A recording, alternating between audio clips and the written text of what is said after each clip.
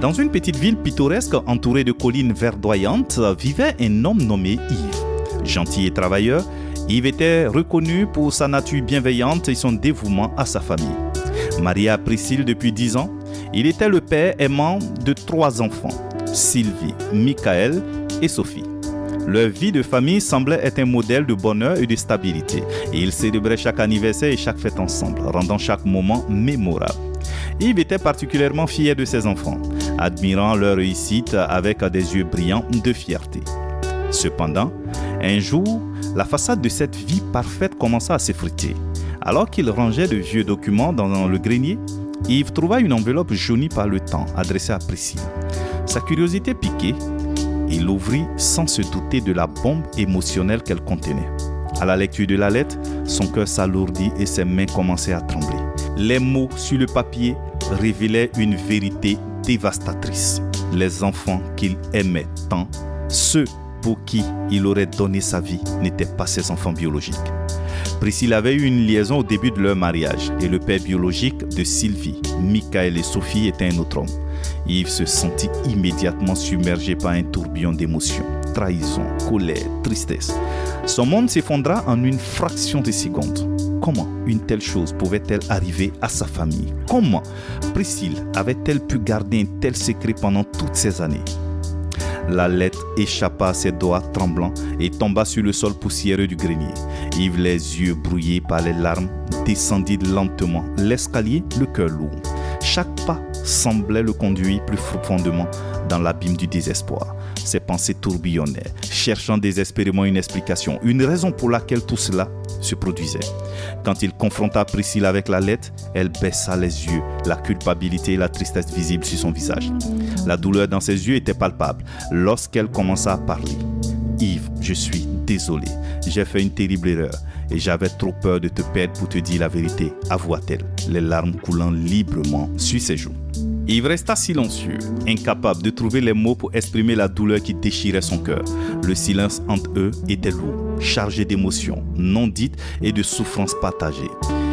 Yves se détourna, incapable de supporter la vue de Priscille pleurant devant lui. Il quitta la maison, laissant Priscille seule avec ses remords.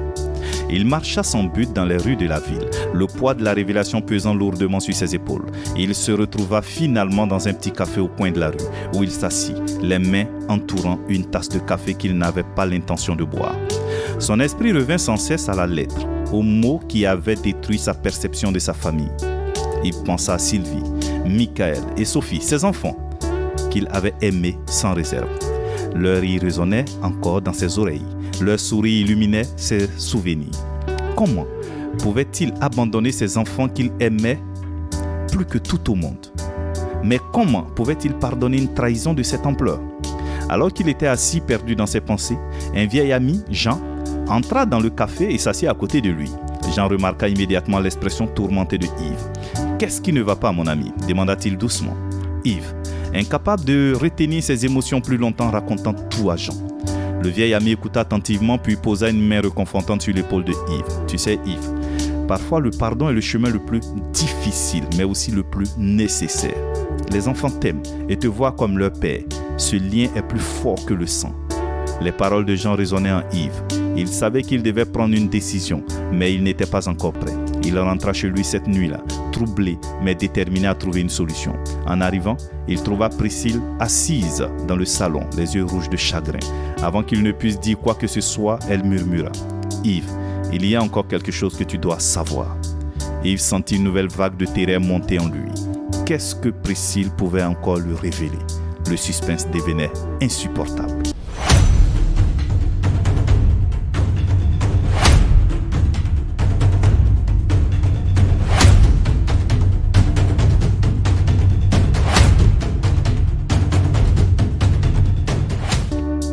Yves sentit son cœur s'emballer.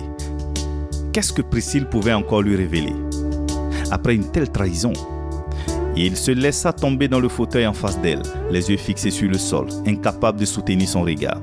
Yves commença-t-elle doucement, sa voix tremblante. « Je t'aime plus que tout au monde et je suis tellement désolé pour ce que j'ai fait. Mais il y a quelque chose d'autre que tu dois savoir. » Yves leva lentement les yeux pour croiser son regard. La douleur et la culpabilité étaient évidentes sur le visage de Priscille, mais il ne savait pas si cela suffisait à effacer la trahison. Le père biologique des enfants, il n'est plus là, avoua-t-elle, les larmes coulant librement. Il est mort il y a 8 ans dans un accident de voiture. J'ai essayé de le cacher, pensant que cela n'importerait plus, que nous pourrions vivre notre vie sans que tu ne le saches jamais. Il fut frappé par cette nouvelle révélation. Une partie de lui ressentait une étrange forme de soulagement, mais la douleur de la trahison était toujours aussi vive. Pourquoi ne m'as-tu jamais dit ça? Pourquoi ne pas m'avoir donné le choix de comprendre et de pardonner? Priscille secoua la tête, incapable de trouver les mots pour justifier ses actions. J'avais tellement peur de te perdre, Yves. J'ai fait une erreur terrible et j'ai été trop lâche pour y faire face. Yves se leva brusquement et sortit de la maison, laissant Priscille en pleurs derrière lui. Il marcha de nouveau dans les rues de la ville, ses pensées tourbillonnant autour des relations de la journée. Et il se retrouva, comme la veille, dans le petit café au coin de la rue, cherchant une forme de réconfort dans la familiarité des lieux. Jean était de nouveau là, comme s'il savait que Yves aurait besoin de lui. « Je savais que tu viendrais », dit-il en souriant doucement. « Viens, assieds-toi, parle-moi. » Yves s'assit et raconta tout à Jean, de la lettre à la révélation de la mort du père biologique. Jean écouta en silence, laissant Yves vider son cœur. Quand il eut terminé, Jean prit la parole. « Yves, je comprends que tu sois blessé et en colère, mais pense à ce que tu perds si tu laisses cette trahison détruire ta famille. Tes enfants t'aiment et te considèrent comme leur père. C'est un lien que rien ne peut briser. Et Priscille, elle a fait une erreur, mais elle t'aime. Tu dois décider si cet amour mérite une seconde chance. » Les paroles de Jean résonnaient en Yves. Il savait que malgré la trahison, il ne pouvait pas simplement abandonner sa famille. Ils avaient construit une vie ensemble et malgré la douleur, il sentait qu'il devait essayer de réparer ce qui avait été brisé. Le lendemain matin, Yves retourna chez lui. Priscille l'attendait, l'espoir et la peur mêlés dans son regard. « Yves, je suis prête à tout faire pour regagner ta confiance. Je t'aime et je veux que nous soyons une famille à nouveau. » Et il prit une profonde inspiration. « Je suis prête à essayer, dit-il enfin. Mais nous devons être honnêtes l'un avec l'autre. Il y aura plus de secrets. » Priscille hocha la tête, les larmes aux yeux. « Je te promets plus de secrets. » Ils décidaient de suivre une thérapie de couple pour reconstruire leur relation en consultant leurs témoins de mariage. Les premiers mois furent difficiles, mais peu à peu, ils commencèrent à retrouver une certaine normalité. Yves réalisa que son amour pour les enfants ne dépendait pas de leur lien biologique. Sylvie, Michael et Sophie étaient ses enfants, peu importe les circonstances de leur naissance. Cependant, une ombre continuait de planer sur leur bonheur retrouvé. Un jour, alors que Yves sortait de la thérapie, il reçut un appel d'un numéro inconnu. « Monsieur Yves », dit une voix grave à l'autre bout du fil. « Je suis désolé de vous déranger, mais il y a quelque chose que vous devez savoir sur le père biologique de vos enfants. » Yves sentit son sang se glacer. « Qui êtes-vous ? » « Je suis un ancien collègue de votre femme. Nous devons parler en personne. Ce que j'ai à dire pourrait changer tout ce que vous croyez savoir. » Et Yves se tenait là, paralysé par l'incertitude. Qu'est-ce que cet homme savait? Et comment cela pouvait-il encore bouleverser sa vie déjà compliquée?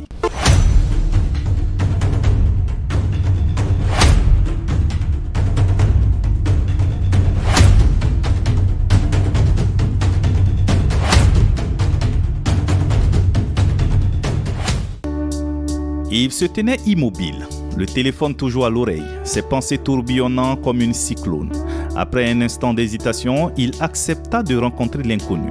Il convint de se retrouver dans un café discret en dehors de la ville.